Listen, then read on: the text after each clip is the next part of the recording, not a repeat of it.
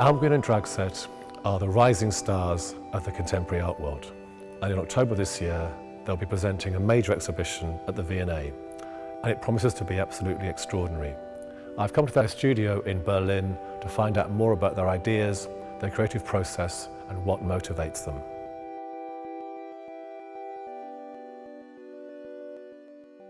This is a former water pumping station, and I wonder if that's a kind of metaphor for how you work together in terms of the free flow of ideas and the constant pumping out of work. Yeah, filtering a bit of the dirty water and making it into drinkable water. There are not many industrial buildings left in Berlin. It was fantastic to find this building and then be able to shape it and transform it after our own needs. And our idea with making a studio this way was to mix private lives with the more work-based activities, the more kind of public areas, and where the transitions between your private personal life and your public image is kind of blurred. You're very well known in the contemporary art world, obviously. But for V&A visitors, you may be less well known. So could you perhaps say a bit about what kind of artists are you? How do you describe yourselves?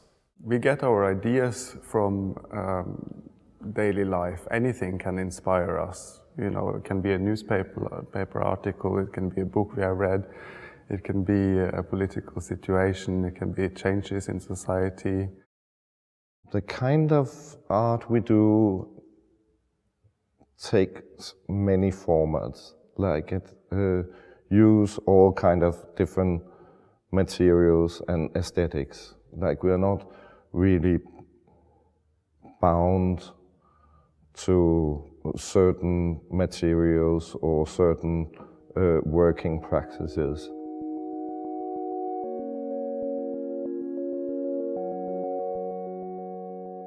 The Trafalgar Square piece, Powerless Structures, figure 101, is depicting a young boy on a rocking horse. He is situated on the fourth plinth, where you have had different art projects commissioned for the past 10 years. We got commissioned to make something for 2012, 2013, and decided to show a bronze sculpture in the same size of the other sculptures already existing in the square, working with the issue of equestrian sculpture. Well, next to it is King George, who look a little bit darker and more dull and serious. And we sort of coming up with a sculpture that would cheer up the old chap a bit.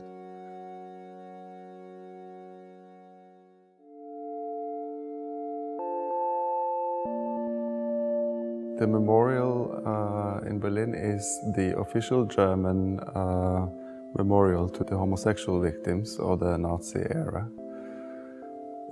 We are, in a way, appropriating the visual language of Eisenman's Holocaust memorial on the other side of the street. We also made a concrete stela, a concrete slab.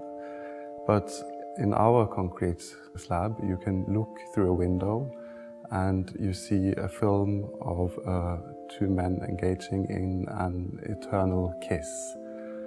And we selected the kiss because we wanted something that everyone can relate to, something beautiful, something that you can relate to, whether you're straight or gay or of any kind of sexual orientation.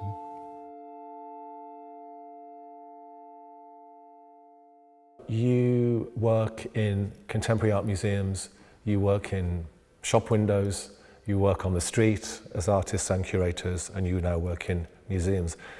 They're very, very different.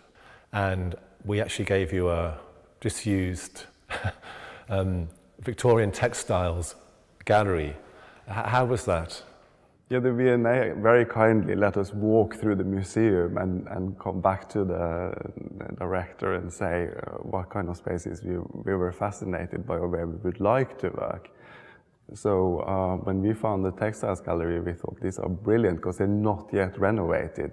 They haven't got the modern climatization and all the things you need now for a modern, more contemporary exhibition space.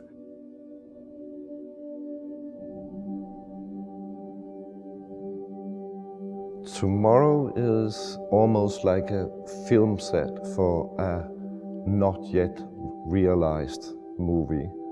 It could be a Visconti movie or a Bergman movie. A domestic setting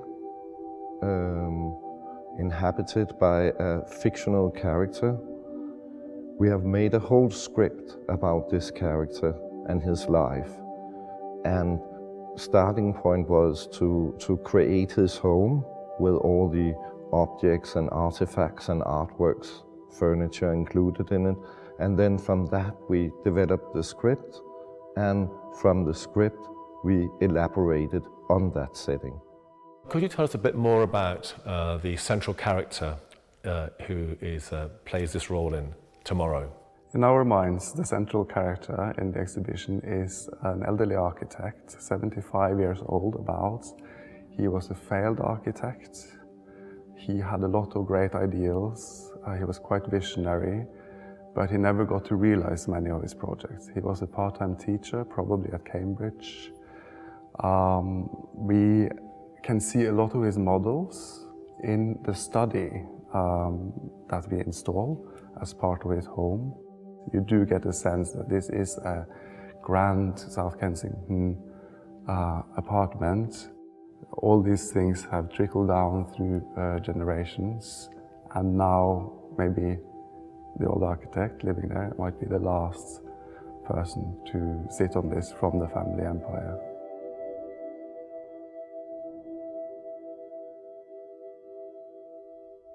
If you really respect your audience, you have to consider them as complex as yourself. And they will be very diverse.